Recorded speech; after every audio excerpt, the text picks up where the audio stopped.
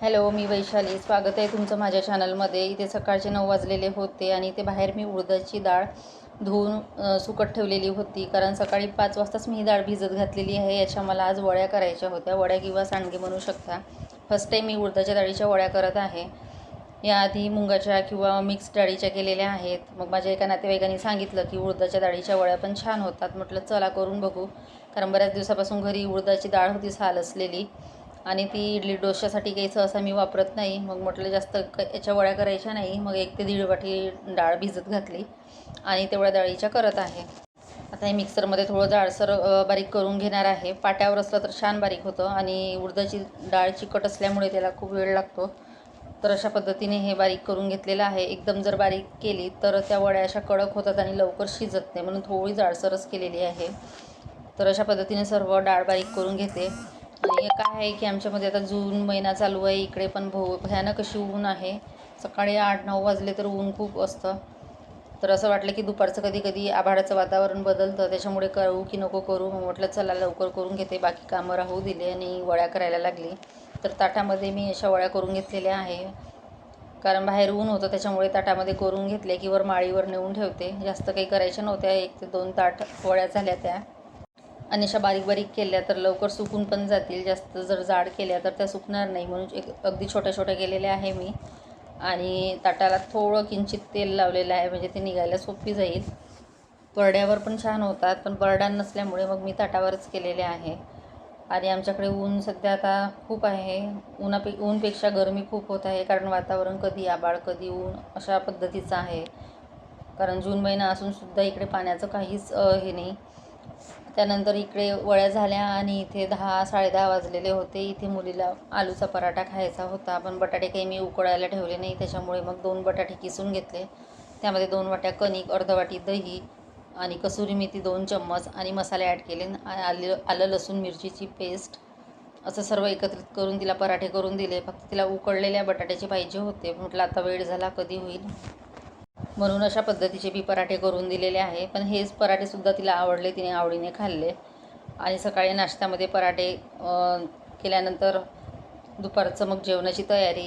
यामध्ये थोडं तेल ॲड केलं मी. बघू शकता आता 12-12:30 वाजले. वड्या बऱ्यापैकी सुकलेल्या आहे. अगदी छोट्या छोट्या केल्या आणि ऊन भरपूर होतं, त्याच्यामुळे वड्या बऱ्यापैकी सुकलेल्या आहेत. परत 1-2 दिवस ऊन देणार, म्हणजे वड्या छान वाळून जातील. त्यानंतर इकडे भात लावलेला आहे आणि इथे पत्ताकोबीची भाजी करत आहे. भाजी फक्त मुलीपुरतीच करायची होती मला, कारण कढी पकोडे करायचे होते. म्हटलं ती खाते की नाही खात, त्याच्यामुळे मग तिच्यासाठी थोडी कोबीची भाजी करत आहे. तशी तर ती खाते, पण कधी कधी मूळ नसलं तर मग खाते. मग म्हटलं काय थोडी भाजी करून घेते पत्ताकोबीची. आणि काय होतं की गरमी खूप होत आहे दुपारची, आणि ऊन असल्यामुळे असं गॅसजवळ उभं पण राहणं होत नाही. इतकी भयानक गरमी आहे आमच्याकडे. आणि विदर्भातली ऊन तुम्हाला माहीतच आहे किती असते.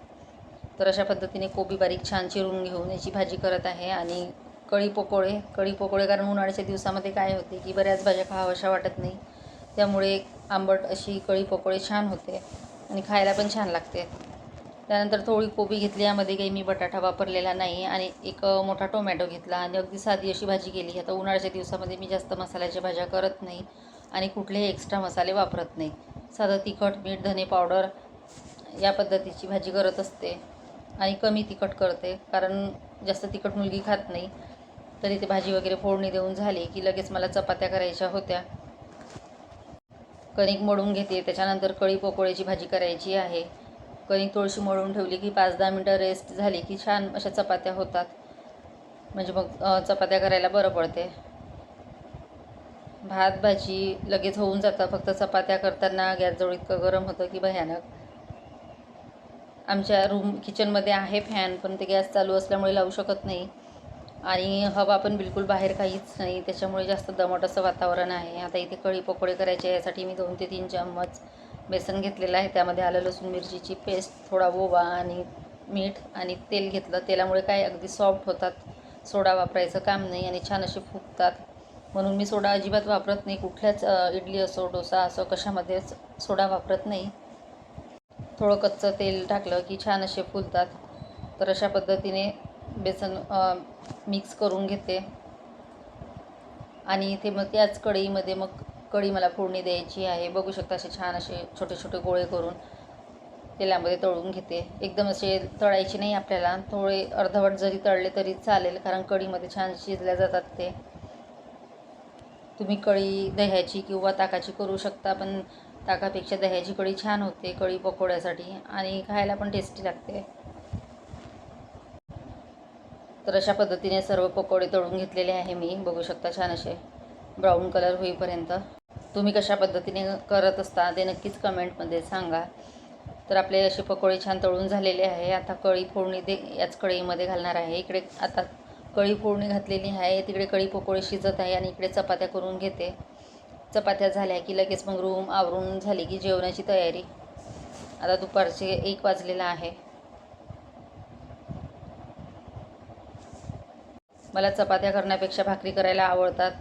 चपात्या करायला अजिबात आवडत नाही. म्हणजे एखादी वेळा कंटाळा येतो, असं नाही की अजिबात आवडत नाही म्हणून, पण एखादी वेळा येतो कंटाळा. त्यानंतर दुपारचं जेवण झालेलं आहे. इथे चपात्या केल्या, कढी पकोडे, त्यानंतर इथे पत्ताकोबीची भाजी आणि भात, असं दुपारचं जेवण होतं.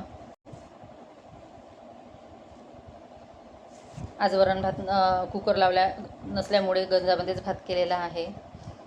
आणि त्यानंतर इथे चपात्या, सकाळच्या 5 ते 6 चपात्या करते, म्हणजे होऊन जातात. त्यानंतर इथे गॅस ओटा क्लीन करून घेते, कारण जेव्हाचं तेव्हा पुसलं की बरं राहतं, नाही तर मग ते मुंग्या वगैरे होतात. म्हणजे मग स्वयंपाक झाला की लगेच आवरून घेते. त्यानंतर इथे मी गावावरून आणलेले ज्वारीचे धापोळे आहेत, ते जेवणासोबत 1 ते 2 तळून घेते. धापोळे भाजून छान लागतात, पण ते गॅसवर व्यवस्थित भाजल्या जात नाही. चुलीवर निव्यावर मस्त भाजल्या जातात ते. आणि आमच्याकडे कोणी धापोळे खात नाही, फक्त मी खाते. त्याच्यामुळे म्हटलं 1-2 जेवणासोबत तळून घेते. मुलीची इच्छा झाली तर ती खाते, नाही तर खात नाही. तर बघू शकता अशा पद्धतीने छान असे तळल्या जातात आणि खायला पण एकदम मस्त लागतात ते धापोळे. आता थोडे राहिलेले आहे, आता आधेमध्ये कधी गावाला गेली तर मग परत घेऊन येईल. एका वेळेस काही मी जास्त आणत नाही. तर अशा पद्धतीने छान असे धापोळे आपले तळल्या गेले आणि बघू शकता असे सॉफ्ट आणि फुगलेले मस्त. त्यानंतर इथे हा भाजीपाला आणलेला आहे. भाजीपाला मला ठेवायचा आहे. इथे शिमला मिरची, मुलगी शिमला मिरची खात नाही, पण मी बऱ्याच दिवसांनी ती मागवून घेतली. म्हटलं चला एखादी वेळा केली तर खाऊन घेईल. त्यानंतर बटाटे, टमाटर, सध्या भाजीपाला आमच्याकडे महाग आहे. आणि इथे आहे चवळीच्या शेंगा. तर हे मला फ्रीजमध्ये लावून घ्यायचं आहे सर्व, पण आता जेवण झाल्यानंतर दुपारच्या वेळेस लावून घेणार ते 3 ते 4 वाजता. त्यानंतर इथे तुरीची डाळ, तेल आणि मुलगी इथे पुलाव खात आहे. Bye bye.